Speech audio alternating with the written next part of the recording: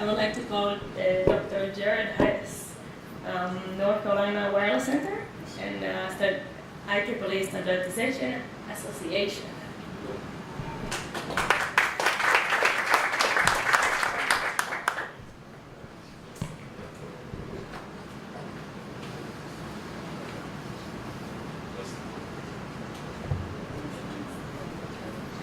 Good morning, everybody, and thank you for the opportunity to be here. I'm representing the IEEE Standards Association, and I'm from the Wireless Research Center of North Carolina. There we go. I'm just going to give you guys a quick overview of what we mean by the digital citizen and the immersive city. A lot of this complements the two previous talks we heard. This kind of goes into the technology that's enabling many of the smart city technologies and analytics that we'll be looking forward to and implementing. It's not really a technology gap. Right now it's really kind of an implementation gap and an understanding of the return on investment for the opportunities. We're going to begin with what's the digital citizen. That's all of us in a connected city, connected environment. What we talk about is ubiquitous connectivity, always being connected, either on a local area network like a Bluetooth or a personal area network or through your mobile device.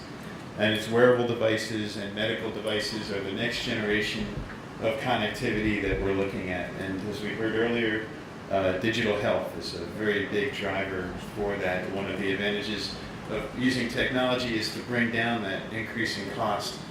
The one thing is that this is a universal challenge. It's not just in Israel or the US. And one of the opportunities for IEEE is to try to bring a collaborative international group together so that we're not all reinventing the wheel and we're learning from what each other does. So it's all about kind of the shared experience. But we talked about the bioimplants, biowearable devices. Beyond the Fitbit, we're looking at now critical devices like a pacemaker or a blood oxygen that's taking the data and needing to have real-time analytics on it. The same parallel is with the firefighter and the first responder. Again, there's going to be lots of parallels, so it's really the technology is kind of fundamental, but the applications can be fit for each one. So things that we learn in all of these, we can apply to each one. And then finally, the next generation police officer as well. As also the warfighter is another example of using these technologies to enhance that. So we're looking at wireless connectivity and the Internet of Things. That's the other thing that we'll hear about is what's the Internet of Things. It's that connectivity to devices. It used to be machine to machine. On the body, there's sensors, but in industry, there are sensors that are maintaining maintenance. Like you can imagine an aircraft has about 4,000 sensors. Taking data all the time, trying to make sure you can predict if something's going to go wrong long before it goes wrong. What they're finding now is that translates into real value, real savings. So that's where industry is picking up and starting to drive attention to IoT and connectivity.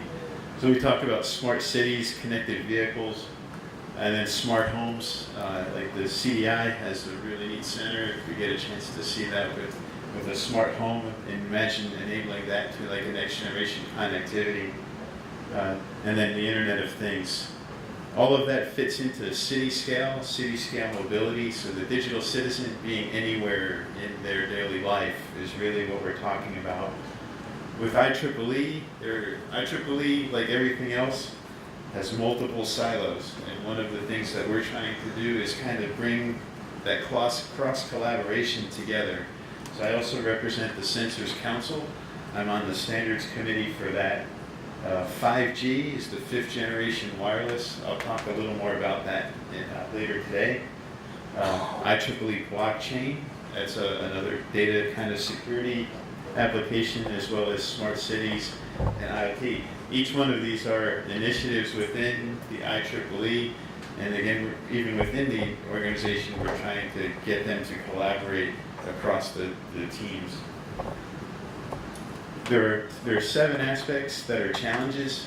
My background is antennas and radio links, so I focus a little more on that. The wireless technologies, the optimization of the data.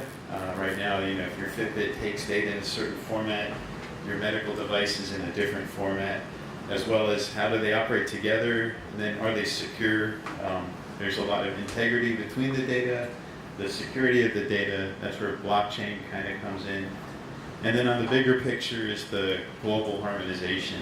Right now, there's a very good harmonization of mobile technologies. Your cell phone will work pretty much in any country globally if you just turn it on. We want to have that same level of interoperability for the Internet of Things and body-worn types of devices. The IEEE, the Standards Association, it's really meant to collaborate. Sometimes there's a bad reputation where standards seem to get in the way, they drag things down. But the reality is, if you have the team working together from the beginning, standards are very effective. Again, you prevent people from reinventing the wheel.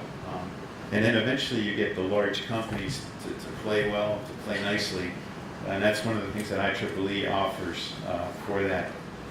So kind of in a summary, is one of the things that IEEE will be able to do is bridge that gap, for the smart city, smart home, Internet of Things, with the different technologies, different initiatives, and kind of bring everyone together. Thank you for your attention.